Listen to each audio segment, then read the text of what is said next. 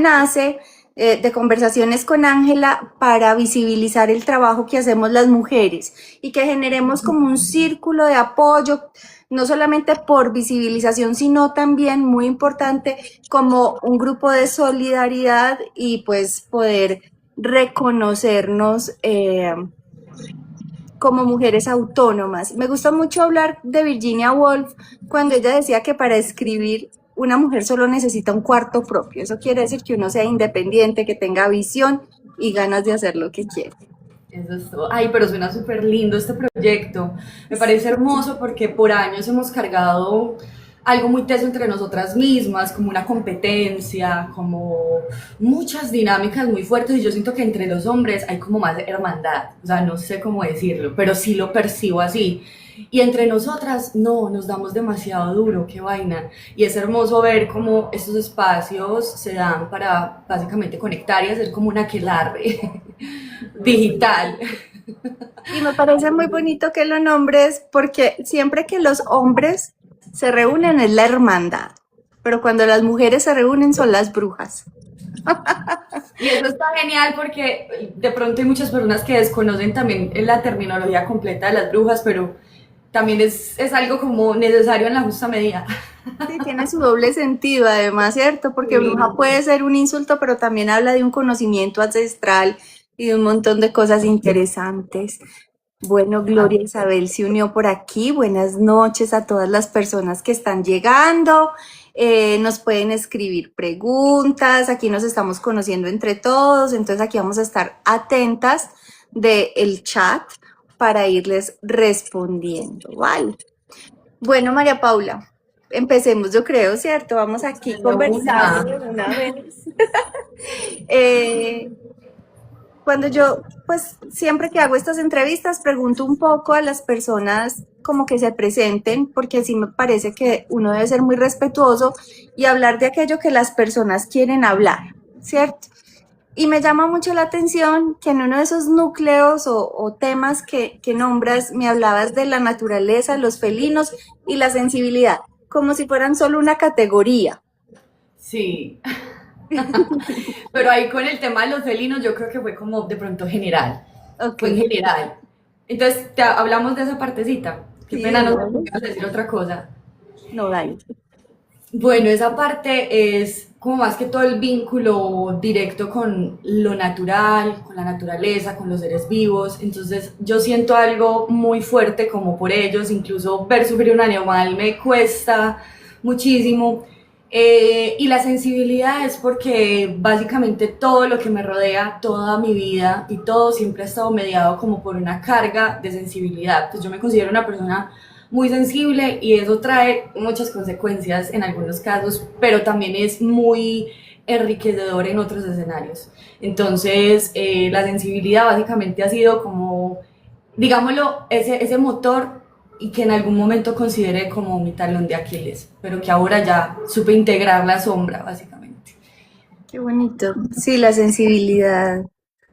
Creo que una persona que le guste el arte tiene que tenerla. Y pasa lo mismo que con el concepto de las brujas, que también las personas que nos gusta el arte de algún modo, por ejemplo, en mi caso escribir, en tu caso de pronto pintar, tenemos ese estigma de que las personas que son artistas son muy melancólicas.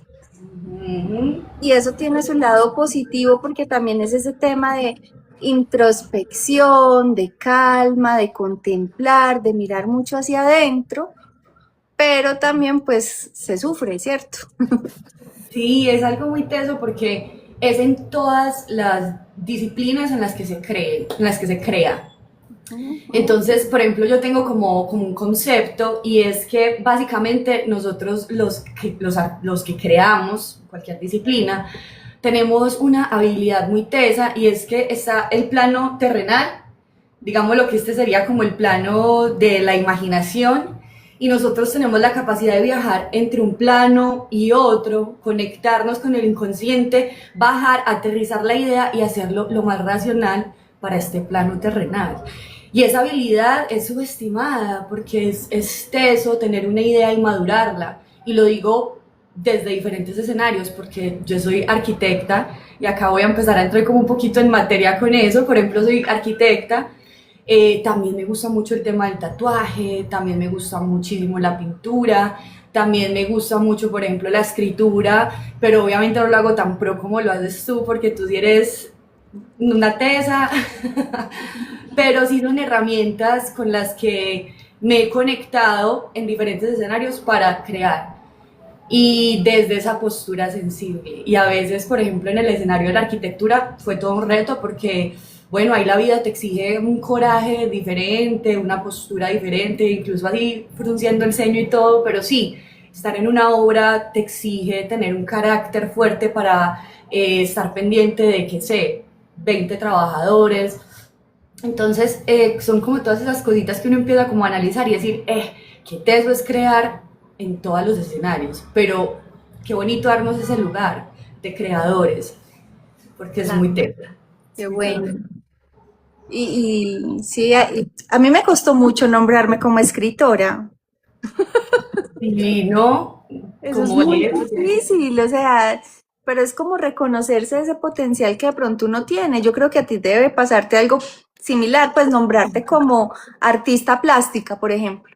Eso suena como muy total. grande, pero es... Y más que todo cuando, por ejemplo, en mi caso nunca lo he estudiado. O sea, y más cuando en mi caso ha sido algo, yo cuestiono mucho el concepto empírico.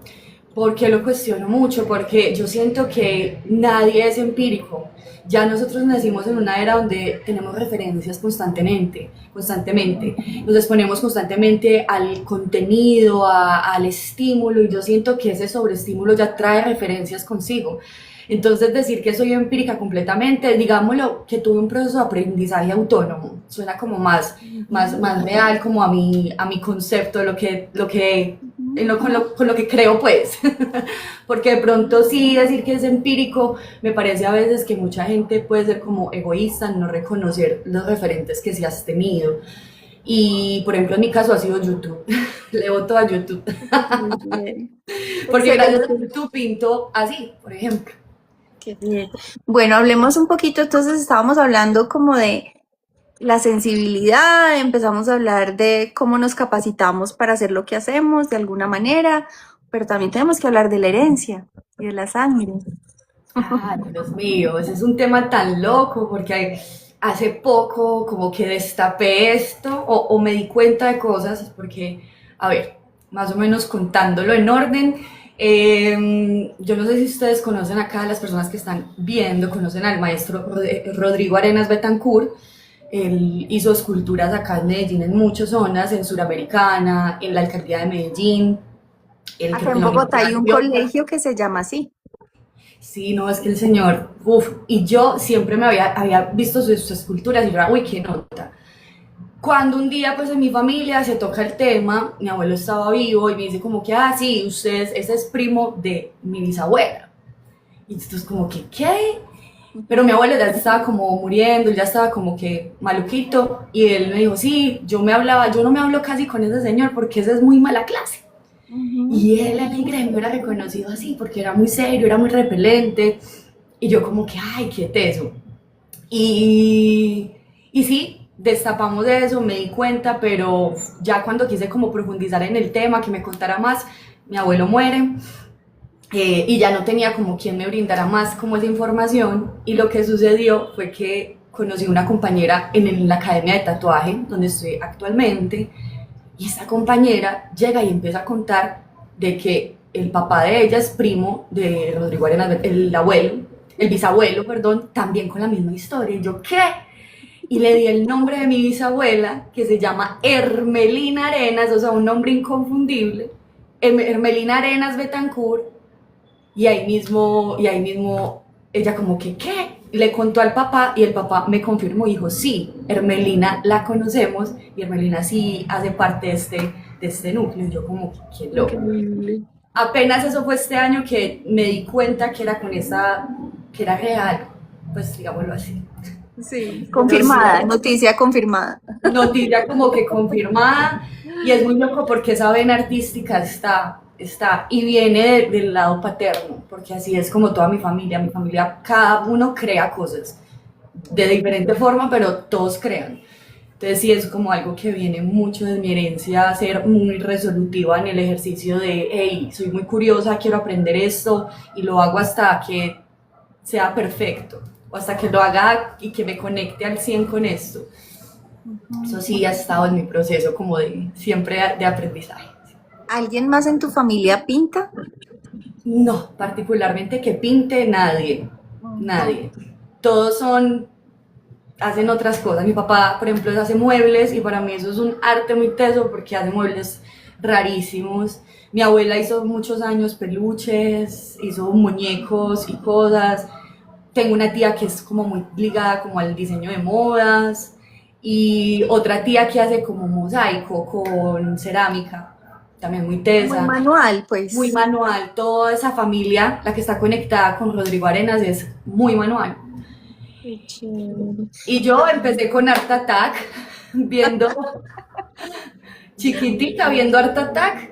Así empecé yo, viendo, observando, Veías Art Attack y hacías los proyectos. Los con el imitabas. engrudo especial, uno sacaba el rollo de papel higiénico con colbón y hacía el engrudo y me hacía mis esculturas y era observando, o sea, es que desde pequeña entrené mucho mi observación y la observación es algo fundamental en el ejercicio de crear, crear desde la sensibilidad y la conciencia, incluso para la vida. Nosotros vivimos viendo y no observando y no nos detenemos ante el silencio de la contemplación, de la observación. Y eso precisamente, a eso precisamente me invita, por ejemplo, este tipo de técnicas, porque son técnicas de tiempo, de pausa, de capita sobre capita, y así se va como construyendo todo, de a poco, De a paso a poco. paso. Eso es muy bonito, o sea, es un tema también de paciencia, ¿no? Y de alejarse, o sea, la obra te pide que te alejes. Y yo creo que eso es fundamental en la escritura, es súper importante porque si tú escribes y no te alejas, terminas haciendo una barra basada, borrando todo, se te va la idea. Supongo que así pasa también, o sea, si tú no dejas secar, lo que se vuelve es nada. Total, y dijiste algo súper valioso, o sea, hacer esa pausa de alejarse es fundamental. Incluso, por ejemplo, cuando uno está dibujando o cuando uno está pintando, uno ya está pensando en la perfección, o que me quede perfecto porque estoy haciendo realismo, ta, ta, ta. Y uno debe entender de que todo empieza desde la mancha, todo empieza desde el caos, desde el pegote, desde ahí, y luego vamos dando forma, vamos dando forma. Yo siento que la pintura a mí me permite como transversalizar como muchas cosas de mi vida, como que asocio metafóricamente la pintura a muchas dinámicas, porque sí, o sea, sí está muy conectado. Por ejemplo, acá uno básicamente lo que hace es esculpir y digo, esto parece una escultura. ¿Por qué? Porque es que el óleo es un material complicado a manejar, que requiere de sus tiempos, es bien resabiado y como él cuando se seca se oxida, porque esa base de aceite cambia completamente, cambia el color, cambia la tonalidad, todo cambia. Entonces, wow, conocer el óleo ha sido conocer al niño rebelde de uno que lo lleva hacia adentro y que le dices, ven y que te va a acomodar bien, espérate. Y como se demora tanto en secar, la pintura está en movimiento y eso es muy bonito tener una pintura en movimiento, una pintura que está todavía cambiando, Viva, está como viva, si fuera viva. Ah, qué exactamente. nota, qué bonito. Literal viva porque se está moviendo la pintura, sigue en movimiento. Por eso uno debe utilizar capas como muy finas en esta técnica para evitar eso, porque se demora, entonces se sigue moviendo. Bueno, te iba a contar la historia de mi abuelita, Ay, sí, verdad, eso es chévere. hablando de los ancestros. Este cuadrito lo voy a bajar. Lo pintó mi abuelita. Ella trabajaba a óleo. Ay, wow, está hermoso, Y súper tengo un tensa. montón de ella. Ella también era autónoma. Mi abuelita iba a ser monjita. Sí, Sí, pero se enamoró de mi abuelo, entonces mi abuelo la sacó del convento y bueno. tremenda historia. Entonces, ellos en su mentalidad, no sé si por la época, por la educación, porque te digo que venía de, pues, de una educación religiosa fuerte, no podían perder el tiempo. no podían ser ociosas porque eso era como un pecado, digamos, de alguna manera. Entonces mi abuelita se mantenía pintando o haciendo otras cosas aparte de sostener la casa. Eran muy pobres porque tenían un reguero de hijos, pues impresionante, y ella hacía los pinceles con el cabello de los hijos. ¡Qué brutal! Cortaba ¡Qué mechoncitos de locos! y los amarraba a un palito como una escobita y se los metía en la boca como para darle la forma. Y hacían esos ¡Wow! pinceles, yo no sé qué les echaba. Bueno, era una cosa muy bonita. Y pintaba en cualquier cosa, entonces en cartoncitos, en pedacitos de madera. Yo tengo un gatico, pero lo tengo abajo que lo pintó. Lo tengo que restaurar, de pronto tú me puedas ayudar, porque se Ah, de está una. borrando con el tiempo. Ve, lo voy a llevar a Medellín y te lo voy a mostrar porque me encanta, es divino. Es un gatito todo despelucado, parece un asterisco, pero por los Ay, años ya está vuelto nada. oiga, pero qué tan valioso todo eso que Y tan tiene, qué recursiva, o hermoso. sea, no se No, necesita de mucho para hacer arte.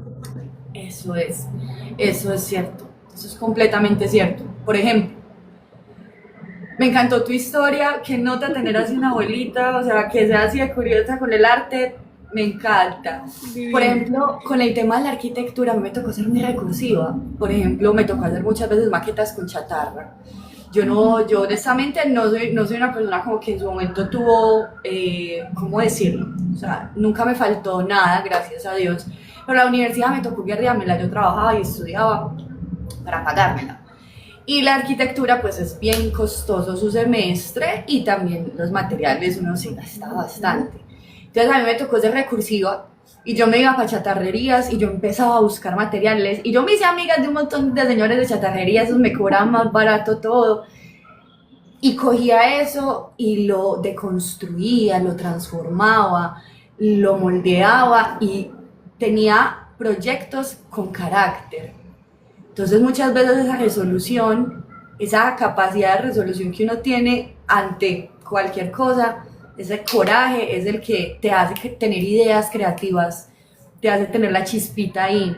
Entonces ahí voy a meter un tema que me gusta mucho y es el tema de la angustia, porque es importante también tocar estos temas por asuntos también de salud mental y también por temas de que se ha de pronto satanizado mucho este concepto de la angustia y lo vemos siempre como algo negativo, como algo malo, como algo que, no, si usted tiene problemas, ay, no, no, ni me hable, qué pereza, ay, si uno está bajo una circunstancia, ay, no, no, no, arriba la actitud, positivismo y a veces encontrarnos en esa pausa de la angustia es el momento en el que el ser entra en ese silencio del que hablábamos, ese genuino silencio donde uno, uff, me conozco, respiro, pues madre, ¿qué voy a hacer?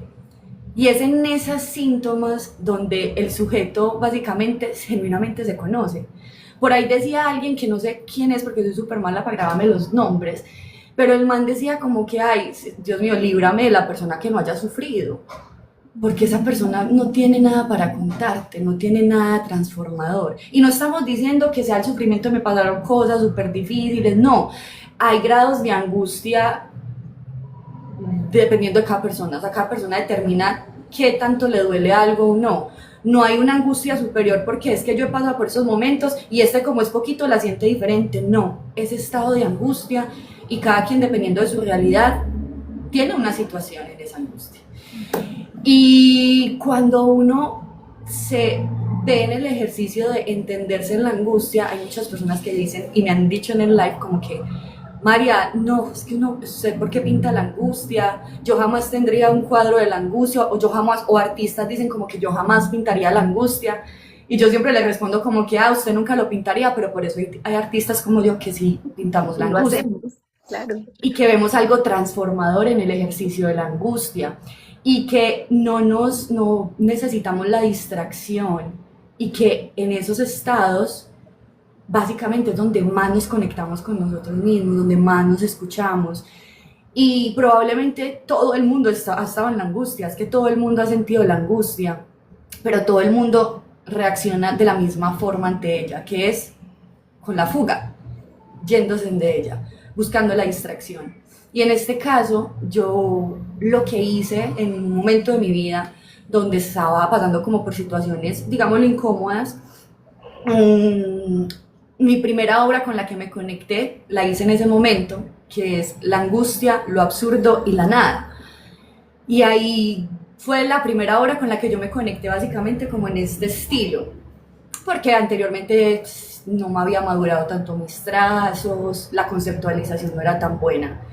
Pero fue muy charro porque, no charro no, fue muy bonito porque ese cuadro me permitió metabolizar un montón de situaciones y cosas que me estaban pasando de forma muy intensa y me permitió también investigar, nutrirme mucho acerca de la angustia, que por ejemplo el señor Albert Camus me encanta y me parece que él tiene un enfoque muy valioso acerca de lo absurdo, de la nada, de la angustia. Y él nos dice que básicamente en esos estados tan basales es cuando encontramos el para qué de nuestra existencia. Y nosotros buscamos siempre el por qué. Ay, ¿por qué me pasó esto? ¿Por qué? ¿Por qué? ¿Por qué? Y cuando entramos en el ejercicio del para qué, se entra en un proceso reflexivo completamente diferente y uno dice, ah, güey madre, me pasó todo esto era para yo formarme de esta forma, para yo tener el coraje para enfrentarme a lo que se viene. Entonces ya empiezas a ver la angustia y los momentos complejos como que, bueno, me voy a preparar.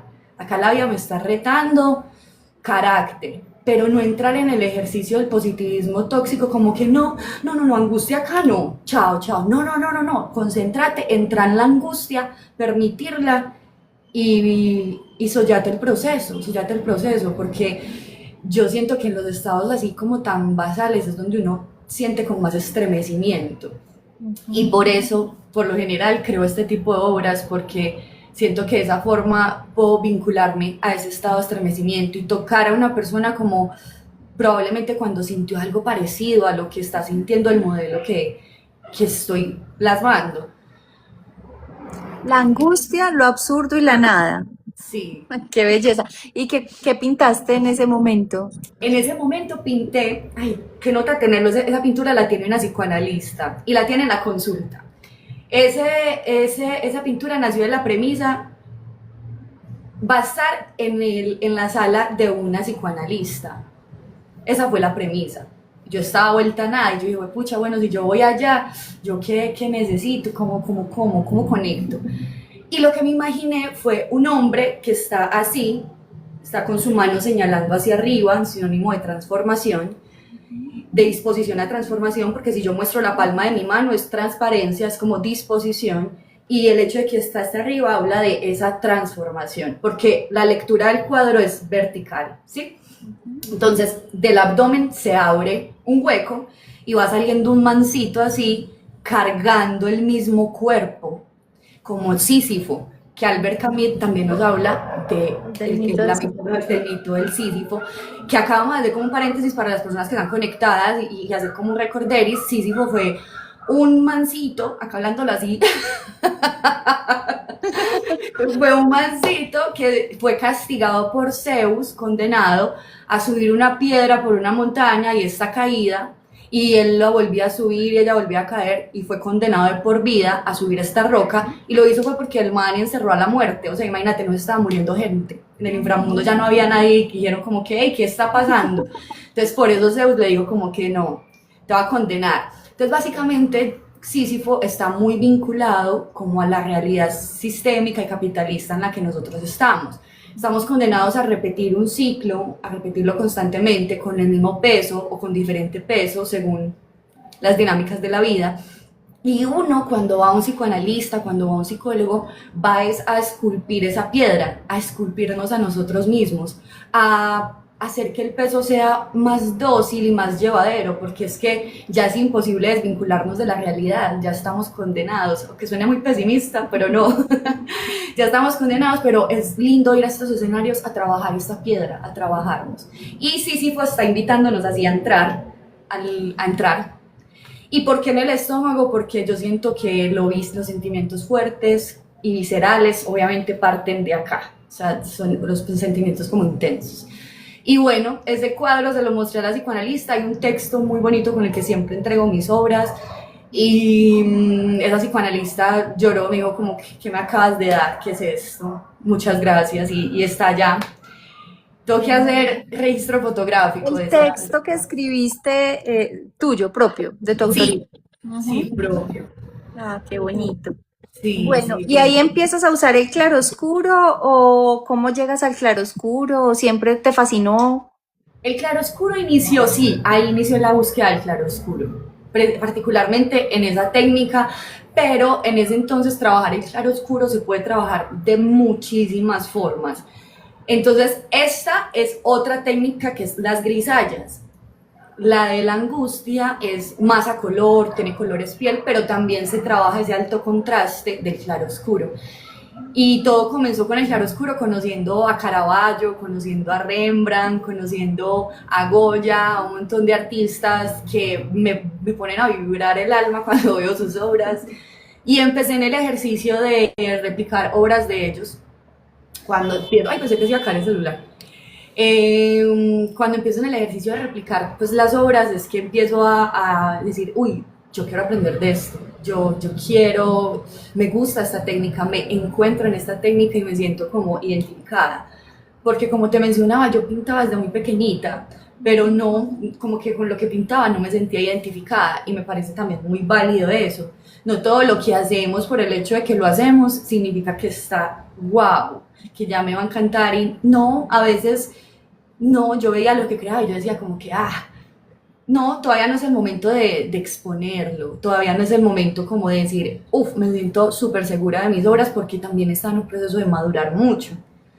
Y uno, de una u otra forma, exterioriza muchas cosas del arte, ¿cierto? En su arte. Entonces uno se deja ahí y es básicamente desnudarse, Sí. exponer. Eh, el tema de la exploración me parece súper importante. Yo creo que para saber y uno encontrarse tiene que explorar. Es como en la escritura, tú tienes que encontrar tu voz. ¿Y cómo la vas a encontrar? Escribiendo. No hay otra manera. Total, total. Y busco y mirando otros escritores, mirando Leyendo. referentes, leyendo, ¿cierto? Y también entrando, conectando, haciendo viaje para adentro. Porque si no se hace ese viaje para adentro, estamos replicando lo de los referentes.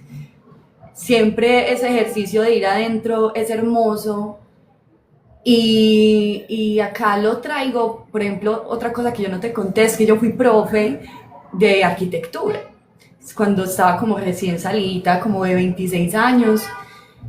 Y el primer semestre se llamó el viaje adentro. Y es hermoso ese taller porque entramos en un ejercicio de desaprender.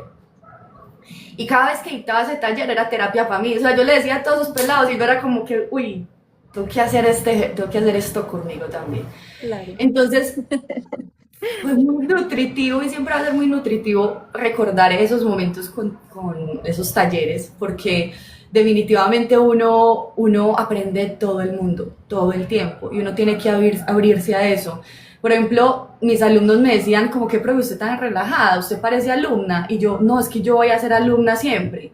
Yo siempre voy a estar en el ejercicio de aprender. Y la docencia, pues qué rico que se me dio, no lo esperaba tan joven, pues honestamente yo quería madurar más en mi profesión, todo el cuento. Yo estaba ejerciendo también como arquitecta, pero yo sentía que era muy joven, pero yo dije, no, yo esa oportunidad no la puedo desaprovechar.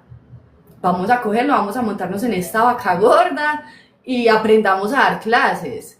Yo ya tenía la experiencia dando clases en las cárceles, pero de pintura, pero en este caso ya era lo profesional, era un ejercicio más serio y más teso. Y bueno, no, traje como a la universidad para recordar ese ejercicio, ese primer semestre, yo siento que lo deberíamos de vivir todos, entrar en un proceso de desaprender tanta basura que nos hemos metido en la mente, sacarla, drenar, sacudirnos, soltar lo que no necesita y dejar lo que nos sirve para continuar el proceso. Por Hola, aquí llegaron Pauli. tus fans y mis fans también. Hola, Pauli, ¿cómo Sí. estás? Hola, Lina, qué rico que estén por Hola, aquí. Liz. Ay, qué lindas. Uy, Llegaron nuestras fans, ahí están escriban llorando. muchas preguntas, comentarios, qué rico que estén acá, pues que tengamos una audiencia tan amorosa esta noche. Tan fiel. Ma- que yo vi tú tienes como dos Instagram. Obviamente antes de hacer las entrevistas, yo lo que hago es, bueno, dime tú quién eres, pero yo digo, voy a fisgonear tus redes para pues conocerte también, porque yo creo que uno es el mismo en redes y en la vida normal. Son facetas, son como fragmentos de lo que uno es, pero uno sigue siendo uno mismo, ¿cierto? Pero creo que tú tienes dos Instagram, ¿cierto? No, Uno yo como más viejito y uno como enfocado en la pintura. No, tal no. vez. No sé, bueno. Es el mismo, solamente que sí, eran fotos muy viejas, que estaba Ah, peli ok. blanca. Sí, sí, vi Sí, ese. Pero sería en cuál vi, no sé, pero te quiero preguntar sobre la música. ¿Tú con qué música pintas y qué música te gusta escuchar? ay, eso es Porque me muy charro encantó, porque o sea, tenemos como un gusto afín ahí en la música y yo, ¿qué? ¿Puso The Cure aquí? ¿Cómo así? me encanta el metal, me encanta el rock, me encanta el tango y me gusta mucho la música como mexicana, de esa como norteña. También. Entonces es muy charro porque cuando yo subo los videos coloco una música de como, ay, como música clásica o Deftones, así que me gustan esas bandas de metal chévere, no tan gritaditos, no como nu metal. Y hace tremendo contraste porque el sonido real es pura música norteña de fondo, es puro nodal y me pasa, pero yo siento que es dependiendo del estado emocional de qué coloco para crear completamente. También fuiste deportista. Sí, imagínate, eso fue una historia súper fuerte en mi vida. Contá. Yo fui basquetbolista no, desde que era pequeñita, yo jugué representando al municipio de Itagüí, de Envigado, yo amaba este deporte, o sea, yo era súper, es una estudiante excelente y también entrenaba 4 horas diarias, yo no sé dónde sacaba tanto tiempo, la verdad. Y resulta que por allá, cuando tenía como 17 años, en un torneo, en un departamental, tuve una lesión muy fuerte, se me rompió un ligamento, se me rompieron unos meniscos y me tocó Dolor. pues sí, que me hicieran la reconstrucción de ligamento, tengo un tornillito y bueno, ahí me tocó dejar el baloncesto, eso fue muy triste, muy triste. ¿Estabas La en el verdad, colegio en esa época?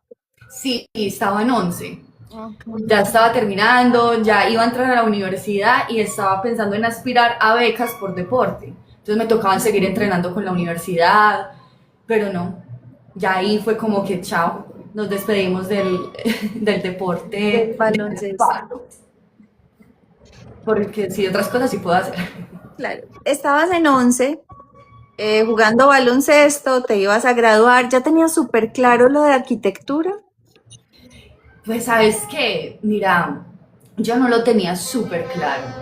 Yo tenía súper claro que yo amo el arte. Yo eso lo tenía muy claro. Yo dije, yo amo el arte. Por mí, yo iba a estudiar artes plásticas. Pero, pues ya sabemos las dinámicas con los papás. Decían artes plásticas, usted de qué quiere vivir, usted iba a ser profesora de pintura.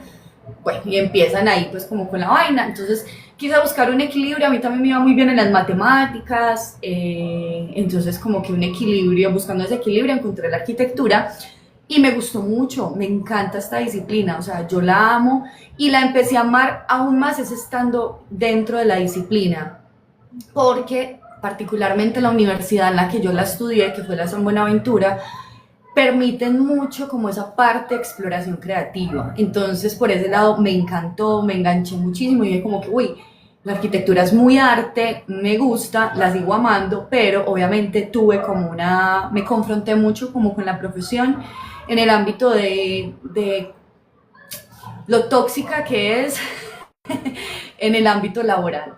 Se maneja muchísima tensión, se manejan altos, se maneja mucho dinero.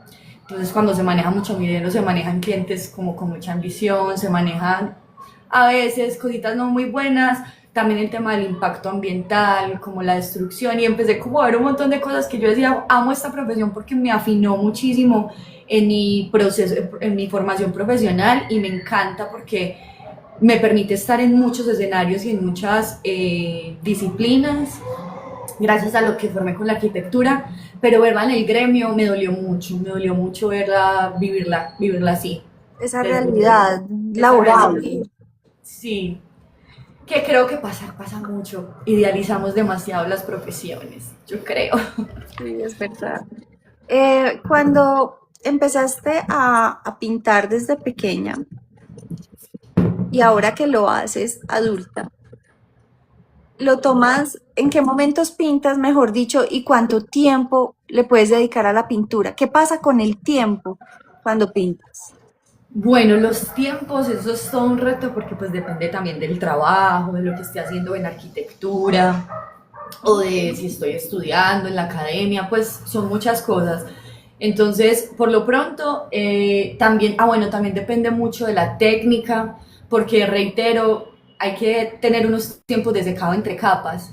Entonces, para poder corregir esa capa que acabo de pintar hace 2 días, me toca esperar 8 días para poder que esté seca del todo y Un volver a dar. montón.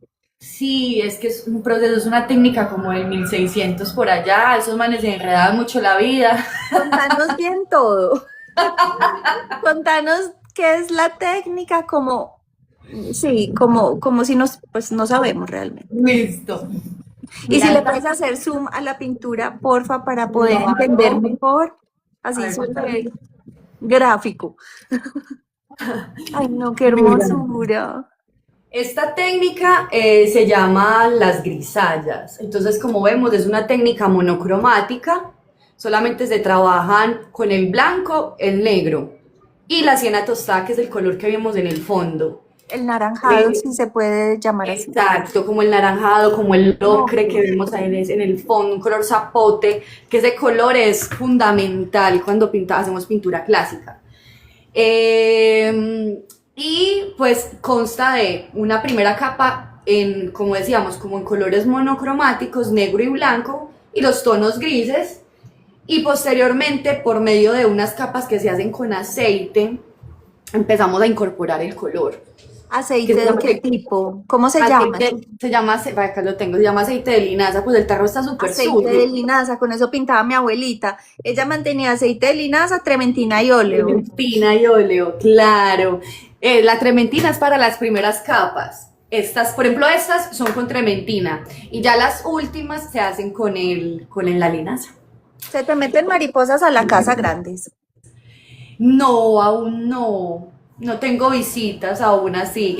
Mi abuelita decía que el olor de la trementina atraía esas mariposas cafés grandotas a las casas. Sí, ve, no, Por nunca me eso había. te pregunté. Ah, pero de pronto en otras casas sí. En Sí, otra como casa si... sí. Acá no me ha llegado. Pero en otra casa sí me sucedió. Sí, ve acá pensándolo. Esa es la trementina. Y de ahora a años era súper fuerte. Ya la cambiaron mucho. Porque antes era muy tóxica. Antes era muy tóxico pintar con ellas. Y ahora tienen el olorcito, pero ya súper neutralizado. Incluso venden unas ya sin olor, que no me gustan. A mí me gusta sentir Sí, el no es lo olorcito. mismo. Bueno, entonces estabas contando que se usa pues el aceite. Ahí te Sí, interrumpí. ajá, y esas serían como las últimas capas que se dan donde ya uno incorpora pues como el color muy suavemente.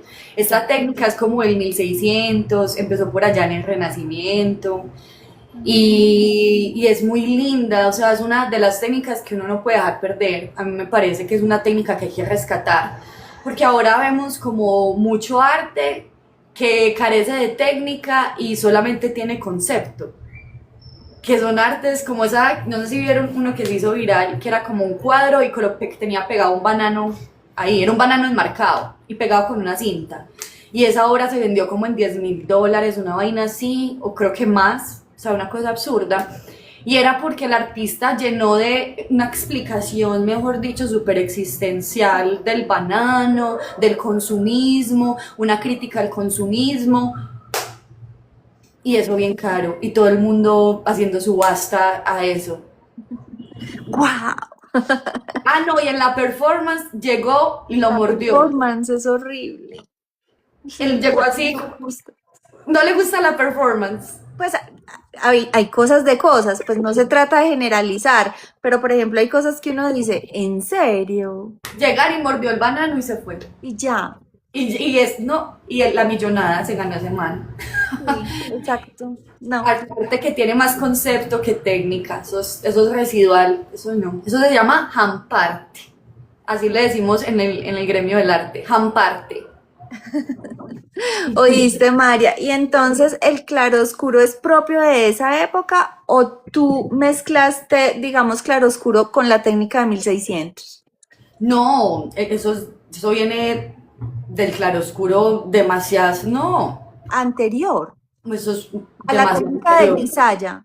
Es anterior. Es anterior. Ok. Esto es anterior. Medieval.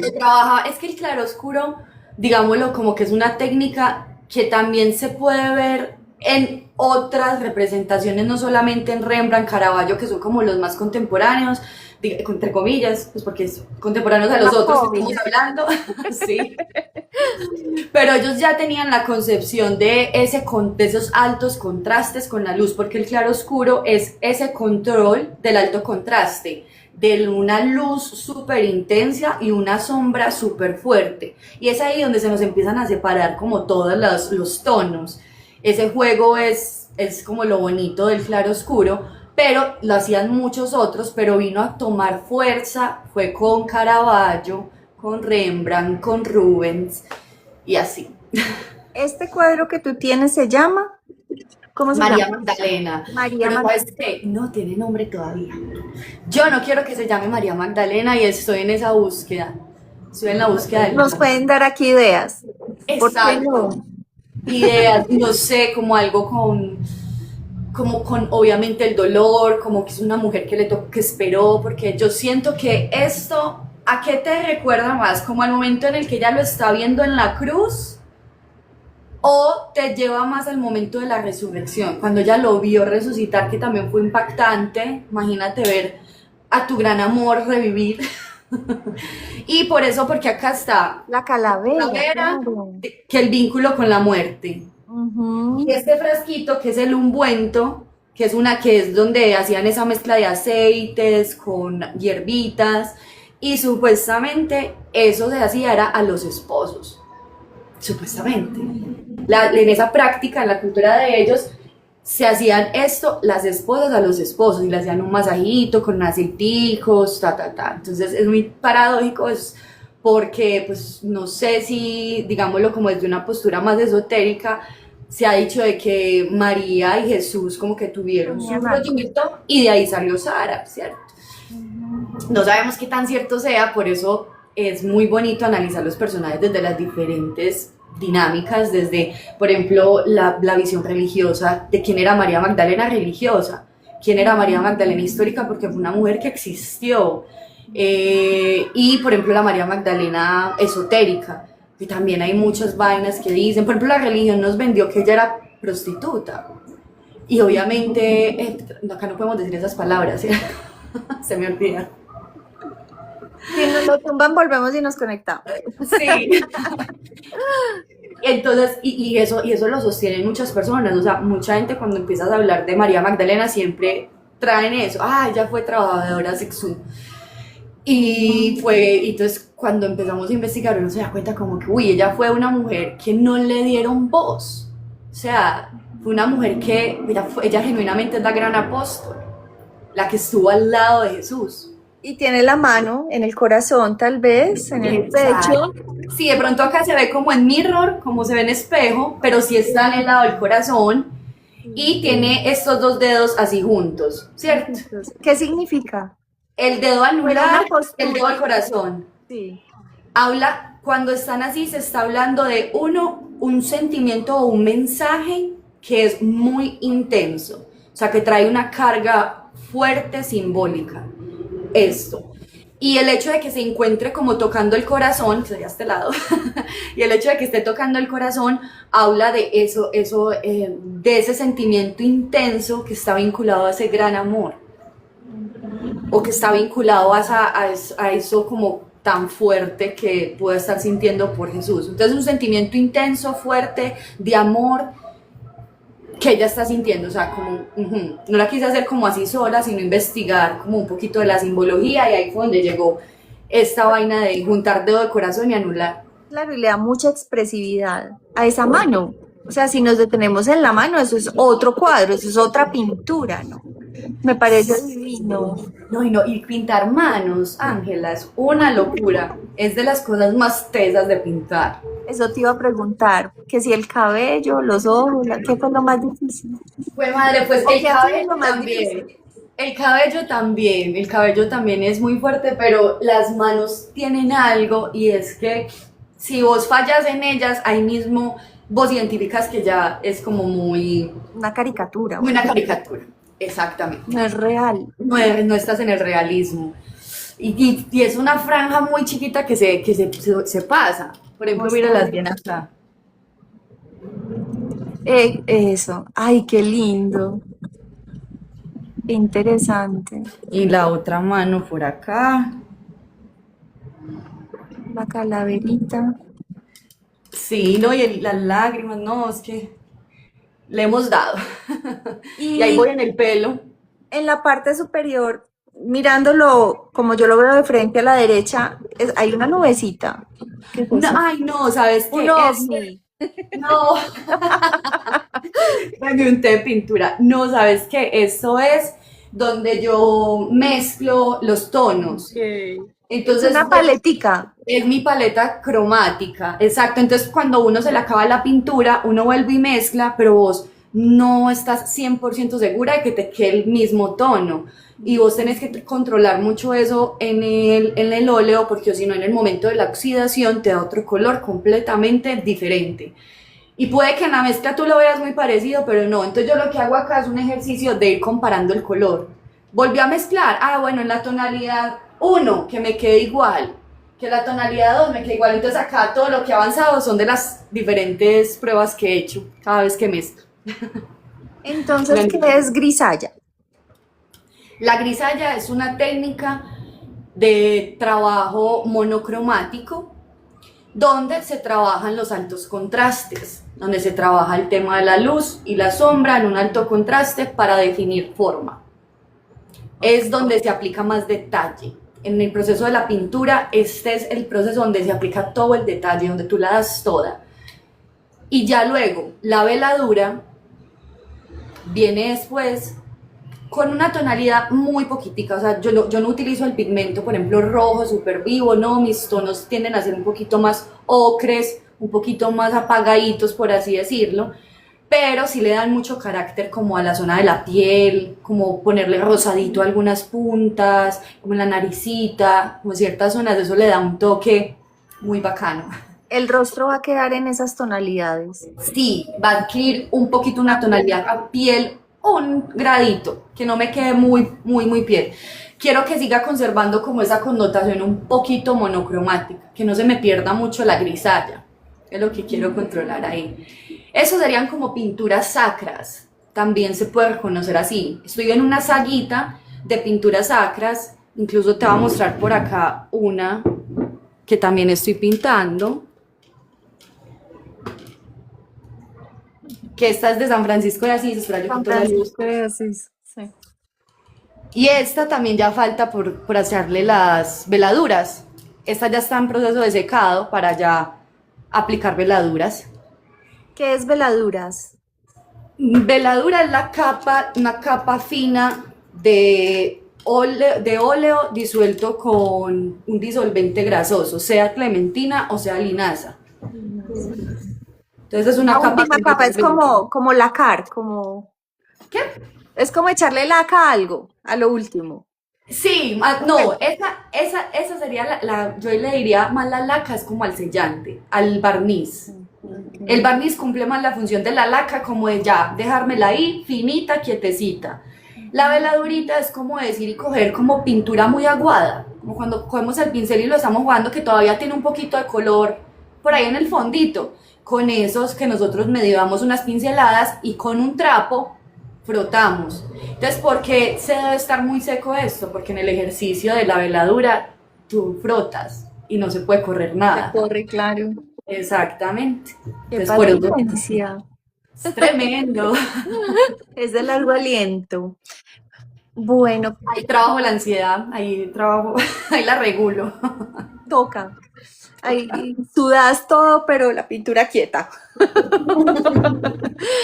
Em, yo tenía una pregunta, pues algo que me genera mucha curiosidad, y es que es lo más loco que te ha pasado desde que haces los lives y tienes TikTok con ¿Qué tu es lo más pintura. loco? ¿Qué es lo más loco? O sea, contanos cosas chistosas o extrañas o que te hayan ofrecido dinero, pues no sé, pueden pasar muchas cosas que te ha Los, pasado. los cochinos, ay no. Qué Eso, pereza. eso sí es lo maluco. Como que Sí. los manes que llegan ahí como con coqueteos y cosas, como a bloquear. Pero lo más random fue cuando empezaron que es que a subastar una pintura mía. Que ¿Cómo acá así? no es mi gran moderadora, que fue Paulina, moderó esa situación. Ah, y era ahí, sí, como que mucha gente empezó a decir como que no, hagamos una subasta, pero todo eso se quedó en bla, bla, bla, porque nadie la ha comprado todavía. Todavía no. Todavía no, todavía está en venta, obviamente. Ay, Sí, buenísimo. O sea, si quieres vender tus obras, sí, sí quiero, completamente. Quiero venderlas. ¿te ves Eso haciendo también es importante. exposiciones? Nada, es que sabes que yo llevo muy poco genuinamente conectándome con esta disciplina. Yo siento que para la exposición necesito como crear más contenido, hacer más obras, tener más producción para ya animarme y montar como debe ser, pero sí lo voy a contemplar para que en algún momento hacerlo. Cuando Sí. quieras, Bogotá, tú sabes que yo vivo en Bogotá, podemos planear algo súper chévere aquí. No me sueño, yo necesito contactos de gente que esté como metida en el gremio del arte, porque yo no, te lo juro, a mí me gusta esto, pero no tengo contacto alguno. María Paulina dice, todavía la estoy vendiendo a la orden. Hagan sus Sí, fue la ofertas. moderadora estrella ese día. Oigan, ese chat era súper activa, Sí. traduciendo y todo, porque había gente que estaba preguntando de otros países y Paulina era traduciendo todo ahí, no tan bella. Qué bien. Excelente. ¿Qué más te cuento, Contame lo querida? de los cursos de la cárcel. Ay, la cara. Porque llegaste a una cárcel a enseñar algo. También muy loco. Esas de cosas locas que me han pasado, no en la pintura, no en TikTok, pero sí en la vida real. Una de las cosas ha sido obviamente la cárcel. Yo desde el 2017 conocí a una chica, se llama Manuela, y ella tiene una fundación que se llama Epígrafe. Yo llegué a Epígrafe cuando estaba como muy niño todavía el proyecto, que lo que pretendía Epígrafe era por medio de unos programas educativos entrar en el programa de reducción penitenciaria del IMPEC. Entonces en esa dinámica yo le ayudé a Manu a construir eso y el IMPEC nos aprobó las clases con reducción penitenciaria. Y todo lo que hacíamos eran clases de arte, de diferentes disciplinas del arte, que le permitieran al interno conectar y llevar un proceso como íntegro y consciente de lo que estaba viviendo. Y son personas como que deciden entrar a ese momento de conciencia porque las clases de nosotros son de sacudirnos, son clases incómodas, son clases confrontativas, son clases que se dictan con tres personas, sea la persona que domine la disciplina, sea la pintura, sea el teatro, junto con un psicólogo. Entonces de la mano se dan talleres muy interesantes porque el arte permite hacer una catarsis en todo en todo el sentido de la palabra y, y es muy bonito ver lo que ellos nos ofrecen. La cárcel, yo inicié en la cárcel de Pedregal, creo que allá fue mis primeras clases con Eso es como de 30 mujeres, internos, hombres y mujeres, hombres y ambos. mujeres. Ujú. Ambos. No, eso fue todo un reto. Allá sí que aprendí esta dinámica de aprender de todo el mundo, que de todos aprendemos, de la persona menos esperada, de la persona que han excluido socialmente y han señalado y juzgado, también se aprende mucho. Y también me impactó mucho porque siento que cualquiera de nosotros en cualquier momento puede estar en una situación así, porque las historias que me contaban también son historias en las que cualquier persona puede estar enfrentándose. Y, y a esos alumnos también como que les debo mucho, porque justo cuando yo estaba yendo a las carreras también estaba como que transitando esas emociones complicadas de las que te mencionaba, y fue muy loco sentir el apoyo de ellos y que yo les estuviera contando problemas insignificantes, porque para ellos pues debe ser, y ellos validaban esa emoción, validaban que uno estuviera mal, no te decían como que, los problemas los míos, nada. Entonces siempre ha sido un ejercicio muy bacano el hecho de estar allá en las cárceles. Pero Y eso hasta el diciembre pasado. o sea, eso es algo que no has dejado de hacer. No he dejado, no he parado con las cárceles. O sea, como que no, a veces no es siempre, entro en periodos donde se descansan o entran otros programas a dictar como las clases, porque lo que yo dicto es más que todo de pintura, pero no he parado, no he parado. Y lo bonito de esta fundación es que ya va extramuros, o sea, ellos entienden de que primero estamos bajo una problemática social, no con seres problemáticos, que eso es un tema muy difícil de tocar. Y dos, de que la realidad de la cárcel va extramuros, o sea, también esto impacta a las familias, a los hijos, y entonces estos programas también iban a las comunas y a diferentes zonas a conectarnos pues con las familias de personas privadas de la libertad. Este proyecto es hermoso. Manuela, no sé si va a ver este video, pero la quiero muchísimo, la estimo muchísimo, ella es una mujer súper berraca, y creó un proyecto muy lindo, muy hermoso. Podríamos invitarlas a este programa, sería muy chévere conversar con ella. De una, yo le cuento y contarle a ver si un proyecto hermoso.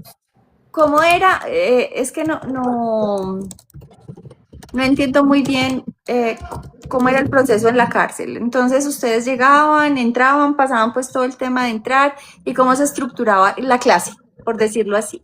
Ya sabemos como la finalidad, pero ¿cómo era la clase en sí? La clase en sí, bueno, es una clase, como lo estabas diciendo, como incómoda, porque todos los temas pretenden como conectar mucho como con el interior. Entonces, a contar, por ejemplo, una experiencia en la cárcel de mujeres. Había una clase que era de hacer catarsis con situaciones complicadas, una situación, un momento complicado. Entonces, a la entrada al salón, yo hacía un círculo, paraba a cada interna y le decía, hey, ¿estás dispuesta a conectarte contigo misma? ¿Estás dispuesta a responsabilizarte contigo misma de lo que va a suceder acá en este salón? Vamos a abrirnos, vamos a tocar situaciones incómodas. ¿Estás dispuesta? ¿Vas a entregar de tu parte? ¿Por qué me tocaba hacer eso? Porque a mí me tocaba de una u otra forma, iba a sonar un poco feito, pero sí me tocaba mostrar como un poquito de autoridad, porque eran 70 internas y son una guachafita, yo estaba la más loquita que te descontrolaba todo el salón, entonces me tocaba como hacer mucho un cara a cara antes de entrar al salón, y esa dinámica hizo que me respetaran en el salón un montón. Bueno, te voy a contar un paréntesis de algo muy, muy, muy importante que me faltó decirte, y es cómo entramos nosotros a la cárcel por primera vez. Cuando hay un profesor que por primera vez va a entrar a un salón de una cárcel, nosotros entramos con los ojos vendados. Sí, entramos por primera vez a una cárcel con los ojos tapados y nos sentamos en un salón con todos los internos. Y esperamos a que ellos nos quiten la venda. Cuando ellos se sientan seguros, en el ejercicio de estar ahí con los ojos vendados, ellos nos pueden hacer preguntas, todas las que quieran. ¿Por qué hacemos esto? Porque ahora nosotros los vamos a ver con los verdaderos ojos. Ya nosotros lo vamos a ver con los ojos que juzgan, señalan y que te condicionan por el lugar donde te están viendo. Entonces les pedimos permiso de una u otra forma para verlos con los ojos reales. Y esto viene de... Ven por acá. Es que Laila quiere que la cargue. Aquí no la vas a presentar. Aquí me presenta Laila. Hola, hermosa. Oíste, entonces nosotros entramos así porque hay una historia por allá asiática de un samurái que tenían que vencer a un demonio. Entonces habían muchos samuráis, muchos, haciendo una fila, pasaban un puentecito y se encontraban con el demonio. Entonces pasaba el samurái, se enfrentaba al demonio y lo mataban. El siguiente, y todos. Y el último samurái era como analizando, es que, ay, ¿yo qué hago? ¿Será si yo me voy con la espada de una, ya me matan también? Entonces lo que hizo el samurái fue que se quitó la sotana, pues como una cuerda que ellos tienen acá, creo que se llama así, la cogió, se amarró, se tapó los ojos, cruzó el puente y se arrodilló, colocó la espada enfrente y se quedó así quieto. Y dijo, si este es el momento de morir, pues bueno, este va a ser. Cuando pasa el tiempo, pasó el tiempo y no lo mataban, no pasaba nada. Cuando él se quita la venda de los ojos y se da cuenta de que el demonio está exactamente haciendo la misma posición que él y le dice, ahora, ¿tú qué quieres de mí? Y solamente eso me hizo mucho clic y yo dije, sí, vamos a entrar así a las cárceles. Porque yo sé que es una forma de entrar con sensibilidad. Aunque sean personas que digámoslo, ay, no lo merecen, no nada. Acerca del merecimiento no vamos a hablar porque eso sí me parece muy teso, porque pues sí, yo siento que son personas que se equivocaron, hay casos de casos, hay unos casos que uno dice imperdonable pues, pero hay otras realidades que sí son como cuestionables, como que uno dice, qué teso, yo puedo estar acá bajo esa situación.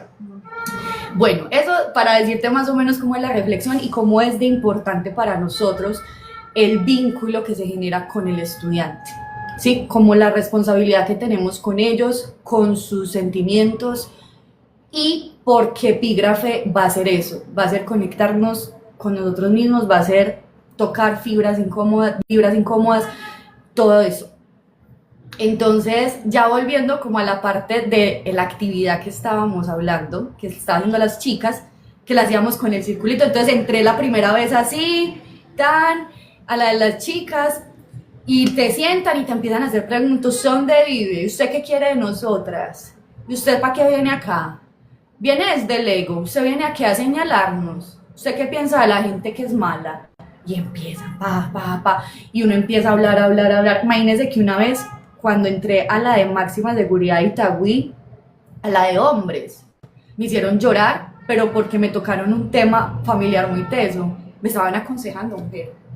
Me estaban haciendo terapia, los internos, diciéndome, no, niña, conéctese con su papá, háblele, nada, no, mire, ay, no, pero tan bonito ese momento, te lo juro. Yo les dije, muchachos, gracias por hacerme la terapia, yo venía a terapiarlos a ustedes, pero salí fue terapiada yo. Qué belleza, qué Y bien. con las chicas fue muy mágico porque hicimos un ejercicio con pintura, una pintura como que plasmaba un momento difícil y luego esa pintura se rasgaba de la mitad y con una mitad construíamos, con esa otra mitad construíamos la transformación de la historia. Y se hacía pues como todo el acompañamiento también psicológico de que se interpretaba, que se veía y obviamente unas pinturas espectaculares con una carga intensa. Y no, la cárcel para mí, para mí la cárcel es bonita, imagínate. No, pero es que creo, yo nunca he trabajado en contextos así, pero sí en contextos muy vulnerables y con personas desmovilizadas por algún tema o lo que sea. Y cuando uno va desde su rol de tallerista, de psicólogo, de lo que sea, uno se da cuenta y entiende y comprende que el corazón humano, o sea, el que nos toca a todos, tiene esa doble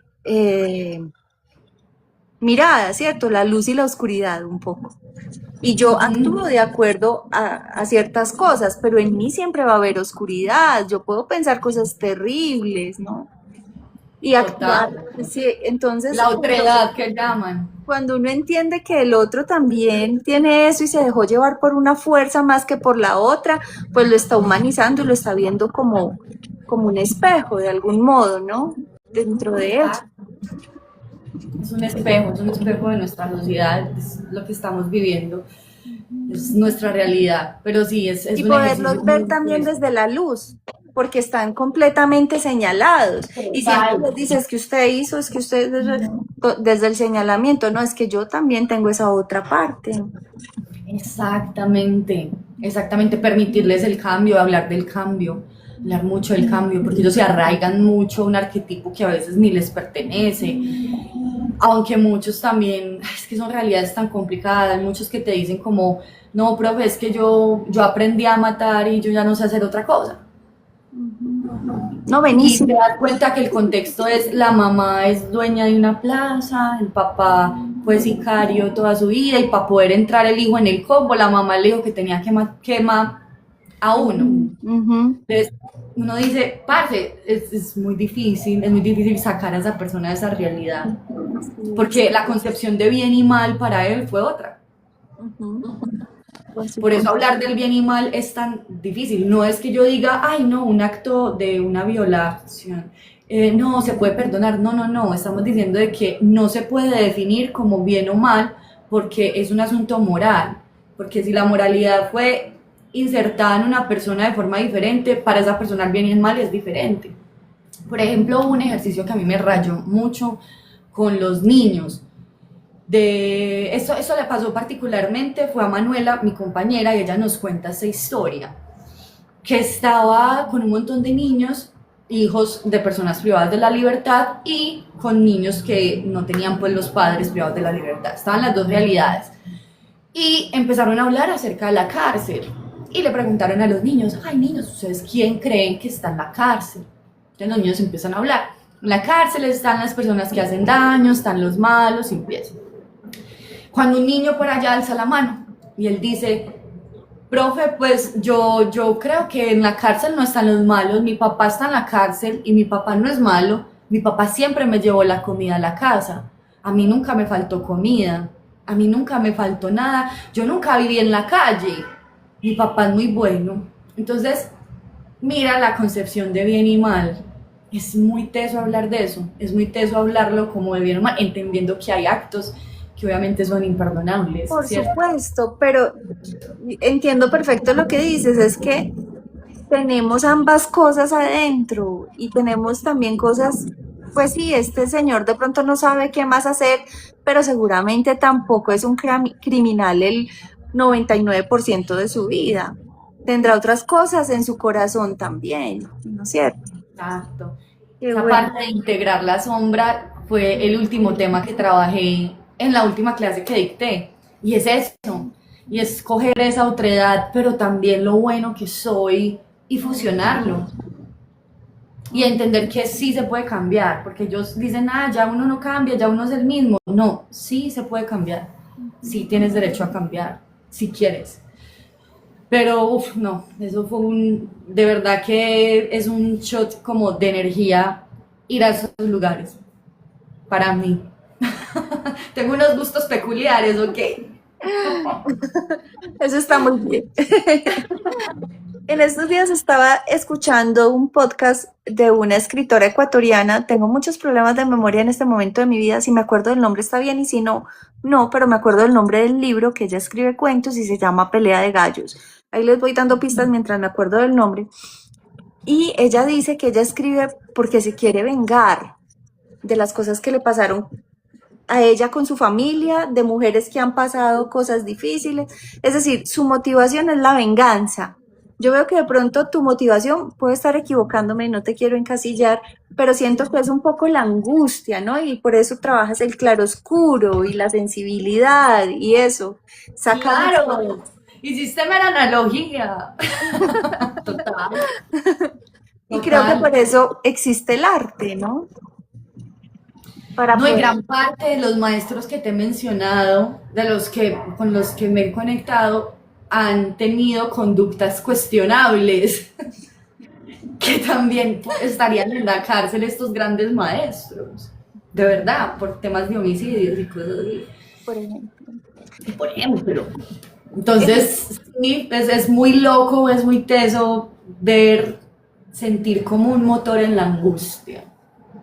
Yo sé que puede ser incómodo para muchos, paradójico para otros, incómodo, pero reitero, en la angustia siempre va a haber mucha información muy valiosa que debemos de tomar para entender ese para qué y no satanizarla y no tratar de huirle, sino permitirle estar. En ese orden de ideas, la pintura es un refugio para ti. Sí, siempre, siempre va a ser mi refugio. Siempre va a ser el lugar seguro, siempre va a ser mi terapia, siempre va a ser lo que me conecte con la tierra, porque a veces cuando somos artistas, cuando hablamos de esos dos planos, de ese plano terrenal, a veces cuando subimos al plano del inconsciente, donde estamos en la creatividad, conectando con esa parte creativa, a veces nos volvemos muy gaseosos, a veces nos vemos muy etéreos, nos quedamos allá y no bajamos y no aterrizamos y nos quedamos mucho como en la contemplación, en todas las posibilidades. Y el hecho de bajar y aterrizar, es un acto demasiado valioso y demasiado bonito que uno no puede dejarlo a un lado.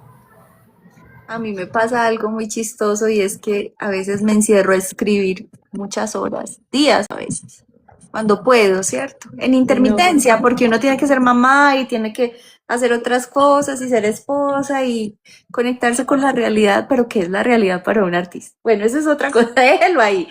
Pero me pasa algo muy chistoso y es que como para mí la escritura es un ensimismamiento completo, es estar yo con yo tantas horas, tantos minutos, que después quedo como, ¡jue madre! ¿Qué es esto? O sea, como agotada, como cansada. Yo digo, y después pienso como psicóloga, claro, es que el cerebro está metido en una caverna, seguramente por eso es Platón escribió La caverna y mucha gente, Saramago escribió La caverna, es una caverna oscura de huesos, una Literal. caja fuerte y el único contacto que tiene con la realidad, por eso cuestiono la realidad en el orden que tú lo dices, es la percepción, son los sentidos. Si no, el cerebro no conocería nada. ¿Quién dijo que un girasol es amarillo? La ilusión, la percepción, y eso me parece muy Exactamente. loco. Es un boom total. Eso No, es no. muy pesado, o sea, y termino después de pasar tantos días de estar metida en esa caverna, agotada. Yo digo, necesito socializar porque me voy a enloquecer. Sí, cuando uno entra en el arquetipo del ermitaño, que básicamente es eso, cuando uno se aísla, entras como en tu ser zen, en mi ser zen, en mi ser como súper consciente, mi ser como que está mediado por la luz, porque arquetípicamente el ermitaño es una cartica del tarot, acá el tarot de Marsella. Yo estaba hablando acá de cosas que de pronto no tenemos asociadas, pero el ermitaño es un arquetipo que tiene una simbología muy bonita, es un hombre adulto con barba, como si fuera un filósofo, con su capuchita que se está dirigiendo hacia un lugar con un farol. Y va con él así. Y básicamente nosotros cuando entramos en esa energía, es lo que tú estás diciendo, cuando nos aislamos y nos conectamos como con nuestra parte creativa, donde decimos como que, uy, no, es conexión, y me entro y conecto con esa parte creativa, es súper necesario. Pero el problema es cuando nos quedamos en esa energía, que es a veces lo que a mí me pasó en algún momento, y se queda uno en un ejercicio contemplativo, y es ahí donde no, donde uno dice, necesito socializar, necesito conectar, salirme de acá, porque si no, me enloquezco. Total. Pensé que me pasaba solo a mí. No, sí Me genera, pasa. entonces ahí sí como que digo yo, ¿qué es esto? Bueno, um, has hablado en varias ocasiones de la transformación humana. ¿Cómo te transforma la pintura a ti, a María Paula? Ay, tenemos que hablar también de tatuajes antes de cerrar. Sí. ¿Cómo me transforma a mí la pintura? Me transforma desde el momento en el que digo que me está regulando. Por ejemplo, o sea, el acto transformativo que me da la pintura es que por medio de la pausa siento una regulación, porque yo soy como bien ansiosita. Yo creo que ya he dicho varias veces esto, pero sí soy como un poquito ansiosita y siento que cuando tengo muchos estímulos, a veces como que me dreno mucho, o sea, como que me cargo, perdón, antes me cargo. Entonces, cuando ya intento pintar en ese ejercicio de la pausa, de concentrarme en algo, de entender cómo está pegando la luz, la sombra, mi mente conecta con lo esencial, o sea, como estás acá, estás pintando, qué rico, tenés tus dos manos, qué nota. Entonces, ¿cómo me Presente. transforma el arte? Me conecta, me trae a la tierra. es lo que me ancla, por así estar en el decirlo. presente. Exacto, Esa como que este mente, estado gaseoso me eso, baja. yo creo, Total. en esto, ¿tú has visto Fox News? El chico del Tourette y el otro, que son como comediantes. Sí, sí, creo que más o menos. Acabas de decir algo que yo creo que es muy triste, pues que este señor sufre de Tourette, que es pues este tipo de autismo que tienen movimientos involuntarios, y él lo que Sí, hizo con eso fue arte, humor, ¿cierto? Él se ríe de eso a pesar de su enfermedad y le saca provecho.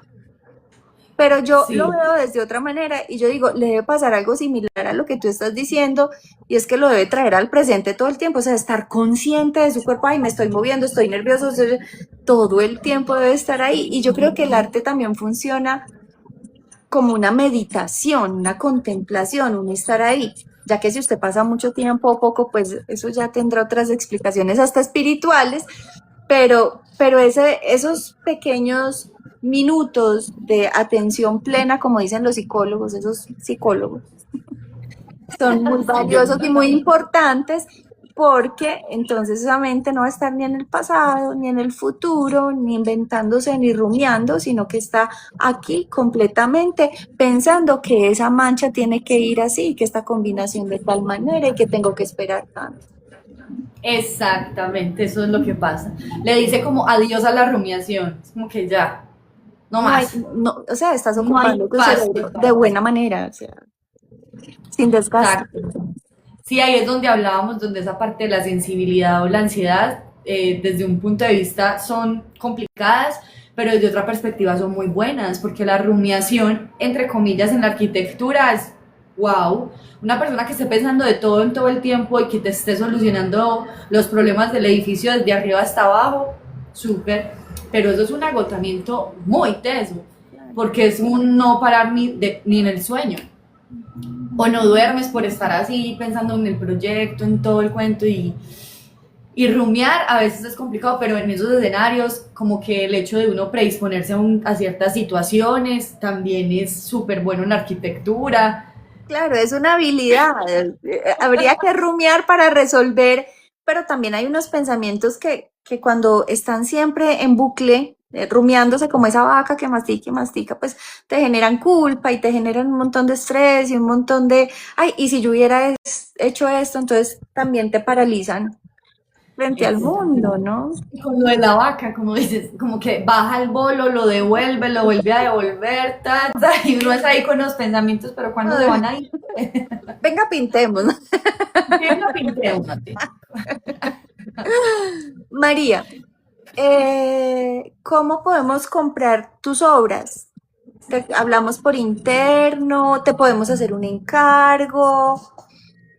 Sí, hago por comisión, que eso sería como encargo, y también tengo obras disponibles. En este momento tengo 3 obras disponibles, así que la persona que esté interesada me puede escribir por interno y ya ahí le pasaría como toda la información acerca del precio, acerca de las dinámicas de envío, que hacemos envíos a todo el mundo. Ujú. Y también explicando como las dinámicas de pago, todo. Entonces las personas que estén interesadas me escriben para que un hijo mío esté en su casa, esté en su hogar. Eso sería un honor. Ah, gracias. De la bisnieta, tataranieta de Rodrigo. Por Mi allá, yo creo que eso es más manieta. lejos. Pero Imagínate algo que hizo, yo creo que algo hizo. yo tengo una historia similar, es que me parece muy chistoso la vida como une a las personas en ciertos temas. Y es que mi hermana es una loca por la genealogía. Le encanta. O sea, si tienes la duda, ella te la resuelve. Pero ya la resolviste. Pero imagínate que Tomás Carrasquilla también es de mi familia por allá lejos. ¿Qué? Y vos toda escritora. Sí, esas cosas pasan, ¿ves? Esas Qué cosas pasan. qué Y uno, pero sabes que es muy gratificante para uno, como que uno afirma. Es como que yo sabía, porque no me escuché. Eso es algo que yo de pronto, yo amo la arquitectura, como te dije, la amo, me encanta mi profesión, por siempre la voy a amar porque me afinó en muchas dinámicas, disciplinas, pero fue madre, a mí el arte me mueve el alma y a mí me dio como durito no escucharme a mi niña interior y no haberle hecho caso porque genuinamente sí era el arte, sí era la pintura. Sí Y es, yo lo sabía. sí Y es. es. Yo creo que no, el tiempo no existe, cada vez me convenzo más de eso. Sí. En este momento eres esa niña que se está diciendo sí es. Vamos, qué lindo. Contame de los tatuajes. De los tatuajes, ¿Vos por qué bien. empezaste a tatuar? No sé. Ay, a mí los tatuajes me encantan. Yo soy bien tatuadita, tengo este brazo tatuado, siempre me han gustado mucho. Y es como una forma también de encaminar esta disciplina de la pintura, del arte, de todo esto, el realismo, esta técnica, porque pues esta técnica se ve mucho en los tatus. Y básicamente como se ejecuta en la pintura, se ejecuta en el tatuaje, que es por medio de veladuras. Entonces, desde como también esa postura de ponerle un norte al arte, otra, digámoslo, otra forma de que la abundancia llegue, también es una forma como de hablar, ¿no? Porque sabemos de que, bueno, no todo el mundo le gusta tener cuadros en su casa o no es tan normal como que la gente compre cuadros, digámoslo, en nuestra cultura colombiana. Pero sí veo mucha más gente tatuándose. Entonces van a llevar el cuadro en la piel. Entonces dije, no, esta es la oportunidad, es el momento y conté con el apoyo de mi núcleo familiar seguro y me apoyaron con eso y bueno, ahí estamos dándola Entonces toda. estás tatuando ya. Ya estoy tatuando, pero estoy en una academia obviamente aprendiendo full, bien, ¿Qué de diferencia manera hay entre profesional el tatu. pintar en un lienzo y en una piel? Yo siento que son simplemente diferentes lienzos, o sea, uno es una tela, otro es una piel. Pero acá lo que juega es obviamente como la zona anatómica. Tú me preguntaste como que es lo difícil, perdón, no escuché, no recuerdo bien. Dice como que ¿Cómo, cuál es la diferencia? O sea, Ah, ya, ya. porque yo sé que un pincel sobre el lienzo, pero aquí es una aguja sobre piel. Y Claro, de pronto es ambas la una fuerza, marca, ¿no? digamos el pulso, la Ujú. fuerza que debes hacer, que debes de controlar, el control del error, porque en el tatu una cagada, chao. O sea, no es acá como que lo puedes corregir con el óleo y el óleo mientras se va secando, como se demora tanto, tú puedes ir moldeándolo y todo el cuento, pero con la piel ya es lo que fue, fue. Por otro lado, también diría como que el tatu en la zona anatómica, digamos que anatómicamente también se convierte en un asunto complicado porque pues no es lo mismo trabajar en una superficie plana a tatuar algo curvo, ¿cierto? Y que De una pronto el persona se curvo, mueve además. el dolor, trabajar con el dolor también. Entonces uno ya es queriendo como darle, pintar y la persona está ahí como muriéndose. Entonces, este es un consejo para todas las personas, utilicen cremita para, ¿cómo es? Anestésica, porque pues también para los, no solamente por ustedes, sino también para uno, para terminar a tiempo, es bueno, porque muchas veces hay que parar mucho, Una ¿cierto? De pronto silocaína o algo tuve así. este mismo, Ujú. ah, Una silocaína o algo así, algo que se pueda sí, untar. hay unas súper buenas, creo que es TKTX, algo así, hay unas súper buenas que duran muchísimo. Hay bombas de dolor también, que es como que te hacen un bloqueo en la zona, que te vayan a tatuar y ya vos no sentís absolutamente nada. Sí, hay varias cositas, pero sí es muy teso lidiar con la parte del cliente moviéndose, aunque yo he tenido clientes muy buenos Ujú. que no se han movido tanto, pero sí, sin embargo, sí es que es una herida, estamos haciendo un quemonazo, Ah, no está haciendo un quemonazo, pero me gusta, y también, no sé, me conecto mucho como con el ejercicio de pedirle permiso al cuerpo, como con los clientes, como que, hey, cuerpo, permiso, vamos a entrar de forma violenta hoy, todo sea por el arte, pero buenísimo. Pero Eh, sí es bonito pedir como que hacer simbólicamente ese acto con el cliente me parece lindo.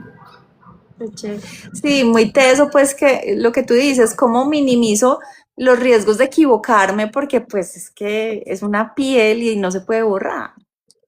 Total, y lastimarla mucho, porque hay gente que se Sí. caga en la piel de los otros por lastimarla o enterrar demasiado la aguja. Entonces, controlar todo eso y estar súper pendiente de que, imagínate que la piel cambia por metros, ves que por metros, por centímetros. Entonces, por ejemplo, la piel de acá es súper diferente a la piel de acá. Por ejemplo, mira, acá la tinta a mí se me regó, Claro. porque acá se regenera piel así, acá se va la tinta, todo se riega. En cambio acá, no, Queda la piel es súper diferente, clarito. queda Ujú, súper nítido, todo se va a entender.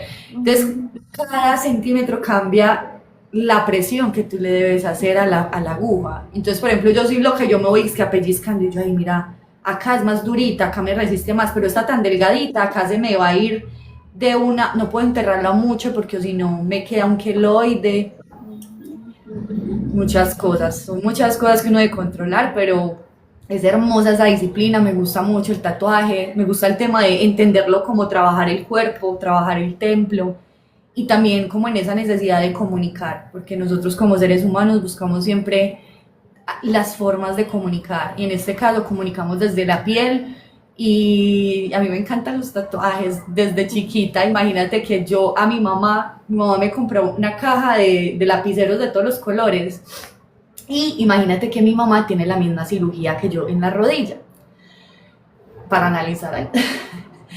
Y resulta que uno por esa cirugía queda como un ladito donde sientes entumido, como que queda ahí algo con los nerviecitos. Entonces mi mamá siempre me decía, ay María, hágame un dibujito ahí con los lapiceros. Y que yo siempre era que es que bzzz, como si fuera tatuándola. Como si fuera la Y máquina.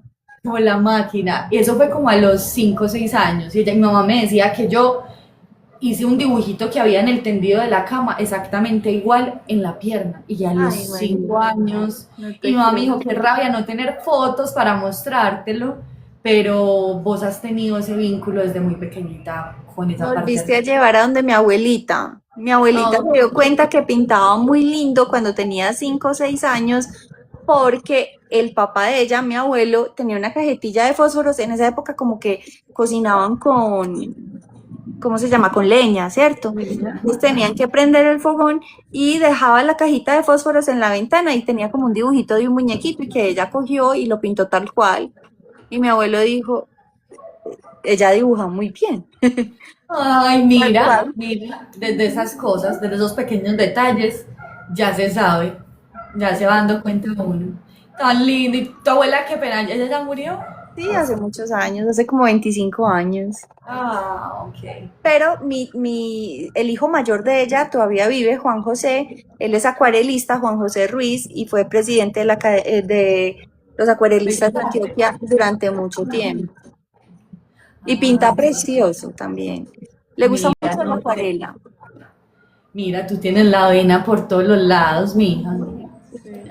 Ay, bueno, María Paula, se nos acabó el tiempo, me encantó conocerte. Bueno, tenemos pendiente hacer de pronto otro live más adelante, que tengas más pinturas y bueno, y bienvenida a Bogotá. Podemos organizar cuando ya tengas más material una pequeña exposición acá cerca de mi casa. Hay varias galerías. Yo vivo cerca de el Distrito del Arte, que es un barrio en Bogotá que se llama San Felipe. Entonces podemos mirar, hay varias, ¿cómo es que se llaman? Donde se exponen los cuadros, las casas. Pues museos no. No, galerías. Galerías, sí, Hay galerías, varias total. galerías de arte, entonces podría ser que te conecte con alguna de estas galerías y pues puedas exponer de pronto tus obras ahí también. Ay, no, súper. Ya me tengo que poner es a producir, mejor dicho. A producir porque realmente creo que haces un trabajo muy bello y merece la pena Muchas hacerlo. gracias. Te Muchas felicito. gracias, de verdad. Muchas gracias y qué bonito como que pues, todo lo que le he entregado a este cuadro con amor, pues qué bonito que eso lo esté conectando o esté estremeciendo por ahí almitas. Sí, súper lindo. Bueno, querida, Muchas feliz gracias por el noche. espacio, Bella. Y te cuidas. Muchas gracias y qué Seguimos espacio tan hablando. lindo. Bueno, nos vemos. Te cuidas, Chaito. Chao. Un abrazo. Chao.